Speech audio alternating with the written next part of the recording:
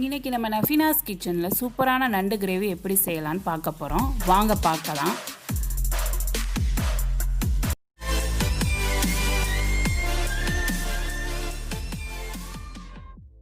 பண்ணுங்கள். இப்போ 2 பெரிய வெங்காயம் நறுக்கி வச்சுருக்கேன், பெரிய தக்காளி 2 நறுக்கி வச்சுருக்கேன். இப்போ 4 to 5 டேபிள் ஸ்பூன் எண்ணெய் சேர்த்துட்டு வெங்காயத்தை சேர்த்துக்கிட்டேன். இப்போ வெங்காயம் நல்லா வதங்குற அளவுக்கு வெயிட் பண்ணுவோம். இப்போ வெங்காயம் நல்லா வதங்கின பிறகு நம்ம தக்காளியை சேர்த்துக்கிறோம். தக்காளி சீக்கிரம் வேகணும்னா நம்ம கொஞ்சம் உப்பு சேர்த்துக்கணும். இப்போ உப்பை சேர்த்துக்கோங்க, அப்போ தான் தக்காளி சீக்கிரம் வெந்துடும். தேவையான அளவு உப்பு சேர்த்துக்கோங்க. சேர்த்துட்டு அதையும் நல்லா வதக்கி விட்டுடுங்க.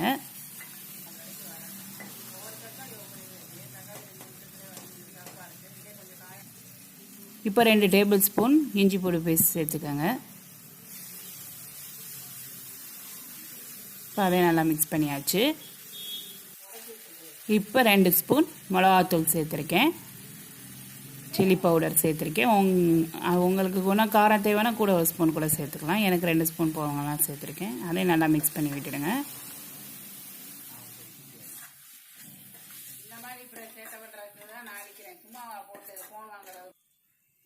இப்போ நான் 3 ஸ்பூன் கறி மசாலா சேர்த்துருக்கேன்.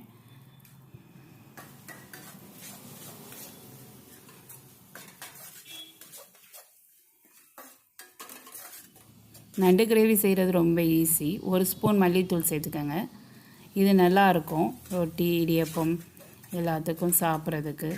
சாதத்தை விட டிஃபனுக்கு இது ரொம்ப நல்லாயிருக்கும். இப்போ நம்ம வாஷ் பண்ணி வச்சுருக்க நண்டை சேர்த்துக்கிறோம்.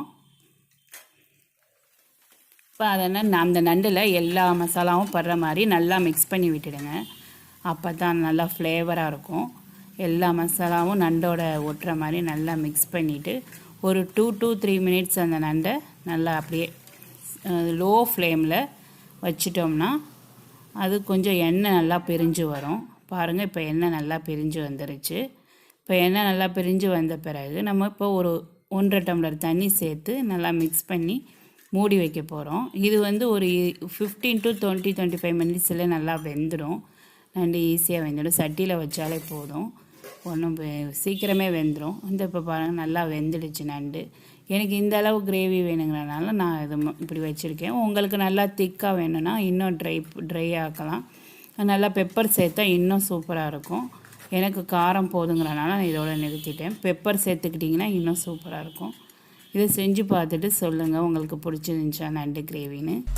மறக்காமல் ஸ்கிப் பண்ணாமல் பாருங்கள் இந்த வீடியோவை. லைக் பண்ணுங்க, ஷேர் பண்ணுங்க, மறக்காம சப்ஸ்கிரைப் பண்ணுங்க.